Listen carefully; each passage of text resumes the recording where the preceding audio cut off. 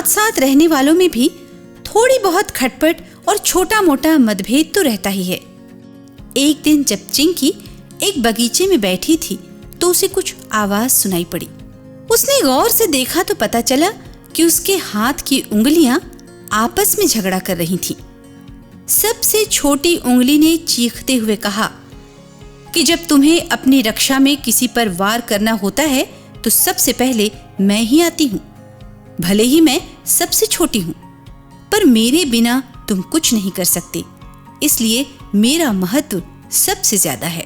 इस पर अनामिका यानी तीसरे नंबर की उंगली ने गर्व से कहा कि केवल मैं ही हूं जिसमें तुम हीरे और रत्नों से जड़ी अंगूठी पहनते हो, इसलिए सबसे ज्यादा महत्व मैं रखती हूँ।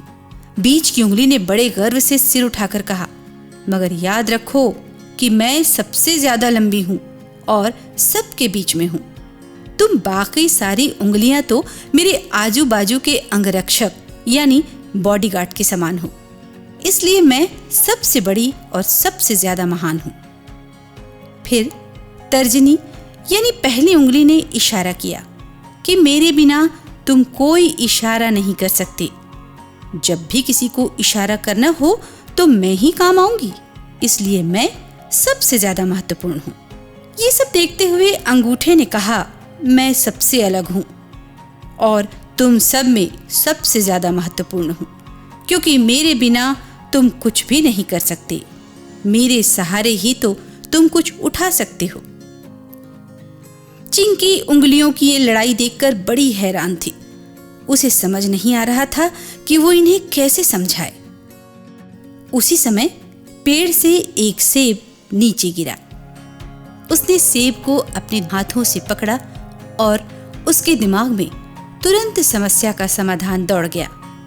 उसने मुस्कुराते हुए अपनी उंगलियों से कहा, सुनो, जब तक तुम सब एक साथ नहीं होते हो तो तुम अकेले कुछ नहीं कर सकते। जब सब मिल जाते हो तो कुछ कर दिखाने वाले हाथों में बदल जाती हो। हालांकि दिखते तो तुम सब अलग अलग हो, पर वास्तव में एक ही हाथ के अलग अलग हिस्से हो। याद रखो, एकता ही तुम्हारी शक्ति है। हम सबको भी इससे एक सबक सीखना चाहिए। भले ही हमारे रंग, रूप, नस्ल अलग अलग हों, मगर हम सब के भीतर एक ही दिव्यता विद्यमान है जो हमें जोड़े हुए है। आत्मा सभी की एक है और वो आत्मा परमात्मा का अंश है।